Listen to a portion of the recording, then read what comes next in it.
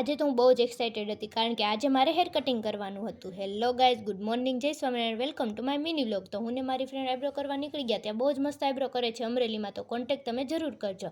અને પછી અમે નીકળી ગયા બ્લેસીમાં હેર કટિંગ કરવા માટે. તો પહેલાં મારી ફ્રેન્ડનો વારો આવ્યો તો એ બેસી ગઈ હેર કટિંગ કરવા માટે, અને આ છે એમનો ફાઇનલ લુક. અને પછી મારો વારો આવી ગયો. મેં હેર વોશ કરાવ્યું તો એટલું સરસ હેર વોશ કર્યું કે હું તો સૂઈ જ ગઈ.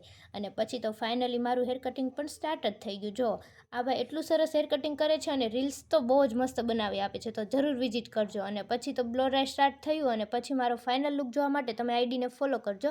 આપણે નેક્સ્ટ ડે આ રીલ મૂકીશું.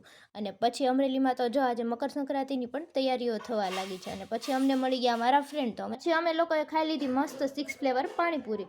પણ ત્યાં જો પાણીપુરી ખાતા હતા આ મળી ગયા, પણ એ ભલે આવ્યા, મેં તો ખાવાનું શરૂ જ રાખ્યું. અને પછી બપોર થયું તો પેટનો ખાડો પૂરવા અમે રિક્ષા ગોતીને નીકળી ગયા જમવા માટે. પણ જો અહીંયા પહોંચીને મને તો મળી ગયો મિરર, તો મેં તો મિરરમાં ફોટા પાડી લીધા. અને પછી જો બધા ડિસ્કશન કરે છે કે શું ઓર્ડર કરશું. અને પછી જો ફાઇનલી ડિસ્કશન થઈ ગયું કે અમે પંજાબી મગાવશું. અને જો બધા ઠૂસવા માંડ્યા. અને પછી બિલ પે કરવાનો વારો આવે તો કોણ કરશે, તો પાકીને છેલ્લે જે વધે કરે. તો આનો વારો આવી ગયો બિલ પે કરવામાં. અને પછી ફાઇનલી બિલ પે કર્યું, અને પછી આવી ગયા પેસ્ટ્રી લેવા માટે અને અલ્તાભાઈને ત્યાં પરફ્યુમ લેવા માટે. આજે તો બધી જ બસ બંધ હતી કારણ કે એ ખબર પડી કે મોદી સાહેબ આવ્યા, તો બસ ત્યાં છે. મને ખબર ના પડે, એ તો પ્લેનમાં આવે, પણ બસનું ત્યાં શું કામ હશે. હવે અહીંયા બસના કારણે બધું જ પબ્લિક જો હેરાન થાય છે, અને અમે પણ હેરાન થયા જ તે. તો મળીએ કાલના મિની વ્લોગમાં. બાય.